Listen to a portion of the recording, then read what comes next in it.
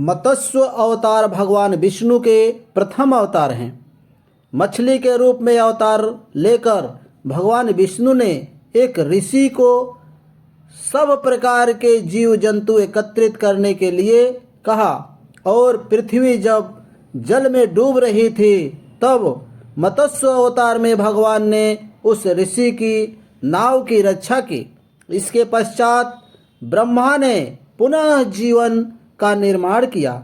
एक दूसरी मान्यता के अनुसार एक राक्षस ने जब वेदों को चुराकर सागर की अथाह गहराई में छुपा दिया तब भगवान विष्णु ने मत्स्य रूप धारण करके वेदों की रक्षा किया और उन्हें पुनः स्थापित किया।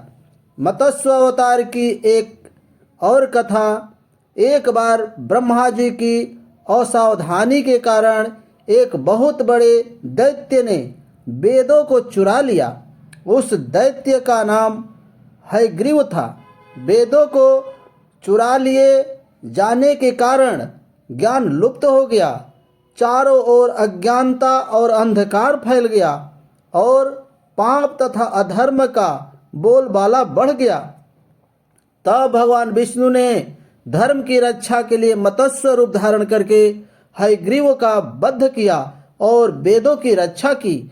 भगवान ने मत्स्य का रूप किस प्रकार धारण किया, इसकी विस्मयकारिणी कथा इस प्रकार है। कल्पांत के पूर्व एक पुण्यात्मा राजा तप कर रहा था। राजा का नाम सत्यव्रत था। सत्यव्रत पुण्यात्मा तो था ही, बड़े उदार हृदय का भी था।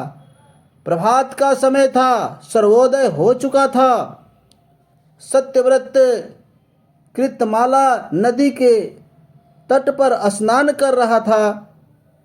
उसने स्नान करने के पश्चात जब तर्पण के लिए अंजलि में जल लिया तो अंजलि में जल के साथ एक छोटी सी मछली भी आ गई।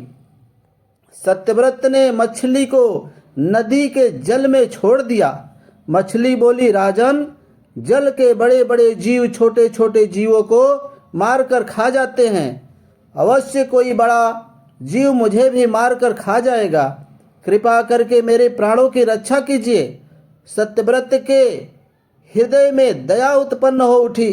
उसने मछली को जल से भरे हुए अपने कमंडलों में डाल लिया। तभी एक आश्चर्यजनक घटना घटी। एक रात में मछली का शरीर इतना बढ़ गया कि कमंडलू उसके रहने के लिए छोटा पड़ने लगा। दूसरे दिन मछली सत्यव्रत से बोली, राजन, मेरे रहने के लिए कोई दूसरा स्थान ढूंढिए, क्योंकि मेरा शरीर बढ़ गया है। मुझे घूमने फिरने में बड़ा कष्ट होता है। सत्यव्रत ने मछली को कमंडलू से निकालकर पानी से भरे हुए मटके में रख दिया। यहाँ भी मछली का शरीर रात भर में ही मटके में इतना बढ़ गया कि मटका भी उसके रहने के लिए छोटा पड़ गया। दूसरे दिन मछली पुनः सत्यव्रत से बोली, राजन, मेरे रहने के लिए कहीं और प्रबंध कीजिए, क्योंकि मटका भी मेरे रहने के लिए छोटा पड़ रहा है। तब सत्यव्रत ने मछली को निकालकर एक सरोवर में डाल दिया, किंतु सरोवर भी मछली के रहने के लिए छोटा पड़ गया। इसके बाद सत्यव्रत ने मछली को नदी में और फिर उसके बाद समुद्र में डाल दिया। आश्चर्य, समुद्र भी मछली का शरीर इतना बढ़ गया कि मछली के रहने के लिए यह छोटा पड़ गया।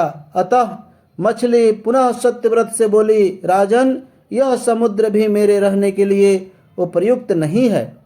मेरे रहने के लिए कहीं रहने का व्यवस्था कहीं और कीजिए। अब सत्यव्रत विस्मित हो उठा। उसने आज तक ऐसे मछली कभी नहीं देखी थी। वह विस्मय भरे स्वर में बोला, मेरी बुद्धि को विस्मय के कारण समुद्र में डुबो देने वाला आप कौन हैं? मत्स्य रूपी श्री हरि ने उत्तर दिया, राजन, हयग्रीव नामक दैत्य ने वेदों को चुरा लिया है। जगत में चारों ओर अज्ञान और अधर्म का अंधकार फैला हुआ है। मैं हयग्रीव को मारने के लिए ही मत्स्य का रूप धारण किया है। आज से 7वें दिन पृथ्वी प्रलय के चक्र में फिर जाएगी। समुद्र उमड़ उठेगा, भयानक वृष्टि होगी, सारी पृथ्वी पानी में डूब जाएगी। जल के अतिरिक्त कहीं कुछ भी दृष्टिगोचर नहीं होगा। आपके पास एक नाव पहुंचेगी। आप सभी अनाजों और औषधियों के बीजों को लेकर सप्तऋषियों के साथ नाव में बैठ जाइएगा। मैं उसी समय आपको पुनः दिखाई पड़ूंगा और आपको आत्म तत्व का ज्ञान प्रदान करूंगा। सत्यव्रत उसी दिन से श्री हरि का स्मरण करते हुए प्रलय की प्रतीक्षा करने लगे। 7वें दिन प्रलय का दृश्य उपस्थित हो उठा।